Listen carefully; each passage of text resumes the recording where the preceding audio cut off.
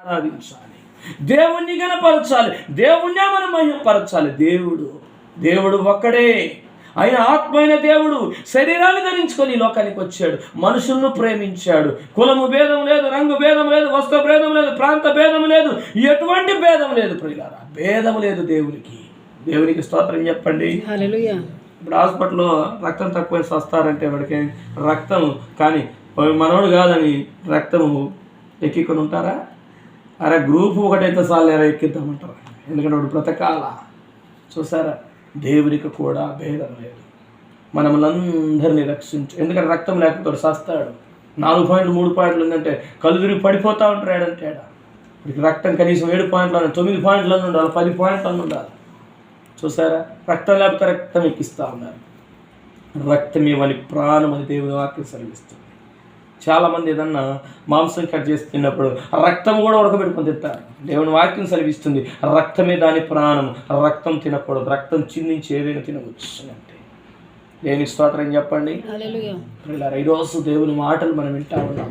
ఆ రక్తాన్ని మన కోసం చిందించాడు, ఆయన విలువైన రక్తాన్ని.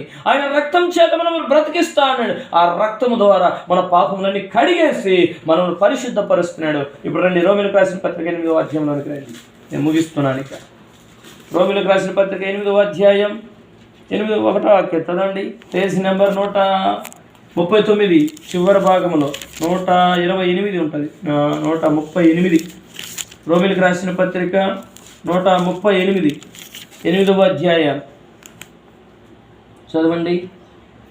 రోమీయులకు రాసిన పత్రిక 8వ అధ్యాయం 1వ వాక్యం. కాబట్టి ఇప్పుడు క్రీస్తు యేసునందు వారికి శిక్ష విధియు లేదు.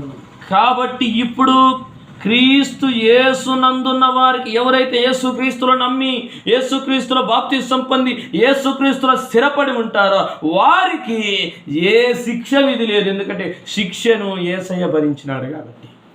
మన శిక్ష అంతా ఆయన భరించినాడు, మనకు శిక్ష లేదు. దేవునికి స్తోత్రం చెప్పండి.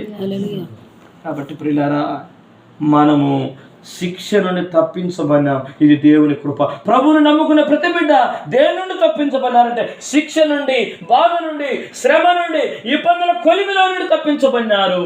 మనకు రావాల్సిన ఇబ్బంది, మనకు రావాల్సిన శిక్ష, మనకు రావాల్సిన ఆపదలు, మనకు రావాల్సిన సమస్య అన్నీ ఆయన తొలగించాడు. ఇప్పుడు శిక్ష లేకుండా చేశాడు. ఈరోజు ఏ బాధలు లేకుండా బ్రతుకుతున్నామంటే అది దేవుని కృప. దేవునికి స్తోత్రం. పిల్లలు చూసారా, ఈ శారీరక బాధలు ఉంటాయి కానీ మన ఆత్మ నేరుగా దేవుని యొద్దకు వెళ్ళటానికి ఎటువంటి బాధ, ఎటువంటి అడ్డము లేదు. ఇంకా ప్రభువుని నమ్మిన వారికి నేరుగా ప్రభు దగ్గరికి వెళ్ళిపోతుంది అంతే. ఇంకా అటువంటి ధన్యత దేవుడు మనకి ఇచ్చినాడు. అటువంటి ఆయన పునరుద్ధరణ శక్తి ద్వారా మనకు ఆ శక్తినిచ్చాడు. ఆయన మరణించకపోతే మనకు, ఆయన శిక్ష పడకపోతే మనకు లేదా మోక్షం. ఆయన మన కోసం చేసిన త్యాగాన్ని మనం ప్రతిరోజు జ్ఞాపకం చేసుకోవాలి. మనకు బదులుగా చూసారా, మనకు ఇప్పుడు ఏదైనా శిక్ష పడింది, మనకు బదులుగా మనల్ని పక్కన పెట్టేసి ఎవరైనా బాధలు భరించినారనుకోండి. ఇప్పుడు పెద్ద మనుషుల ముందు ఒక దగ్గర ఒక 40 కొరడా దెబ్బలు కొట్టాలని ఎవరైనా చెప్పారనుకో, మనం చేసిన తప్పును బట్టి 39 దెబ్బలు కొట్టాలన్నారనుకోండి. అక్కడికి తీసుకెళ్ళారు, బజార్కి తీసుకెళ్లారు. కొట్టబోయేసరికల్లా మన స్నేహితుడు వచ్చి మనల్ని పక్కకి నెట్టేసి నన్ను కొట్టండి అని 39 కొరడా దెబ్బలు తిన్నాడు. అందరి ముందు అవమానపరచబడినాడు, అందరి ముందు కొట్టించుకున్నాడు. ఎందుకంటే మా స్నేహితుని కొట్టొద్దు, నన్ను కొట్టండి అన్నాడు, కొట్టించుకున్నాడు. ఇప్పుడు అందరి ముందు అవమానం జరగాలి, కానీ అవమానం మనకు తీసేసినప్పుడు మనం ప్రతిరోజు గుర్తుపెట్టుకుంటాం. ఆ బజారు వెళ్ళినప్పుడు అలా, బయటికి వెళ్ళినప్పుడు అలా, ఆ 10 మందిలో తిరుగుతున్నప్పుడు అలా ఏమని గుర్తు చేసుకుంటాం? ఇంతమందిలో అవమానం నాకు జరగకుండా నా స్నేహితుడు అడ్డుపడిన స్నేహితుడినే గుర్తు చేసుకుంటాం. మన ప్రభువుని కూడా గుర్తు చేసుకోవాలి. మనం ఆ విధంగా మన సమస్యను, మన బాధను, మన ఇబ్బందులను తొలగించినాడు కాబట్టి ఆయన మనం గుర్తు చేసుకోవాలి. అందుకే సామెతల గ్రంథం మనం చూస్తాం, నీతిమంతుని జ్ఞాపకం చేసుకున్నట మనకు ఆశీర్వాదకరం. యేసుక్రీస్తు ప్రభు నీతిమంతుడు, ఆయన సత్యవంతుడు. ఆయనను జ్ఞాపకం చేసుకునే మనకు ఆశీర్వాదం ఉంది. దేవునికి స్తోత్రం చెప్పండి. హల్లెలూయా.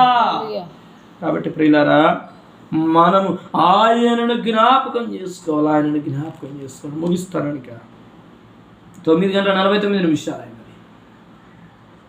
అందుకే దైవ గ్రంథంలో రోమీయులకు రాసిన పత్రిక 8వ అధ్యాయం 36వ వాక్యం.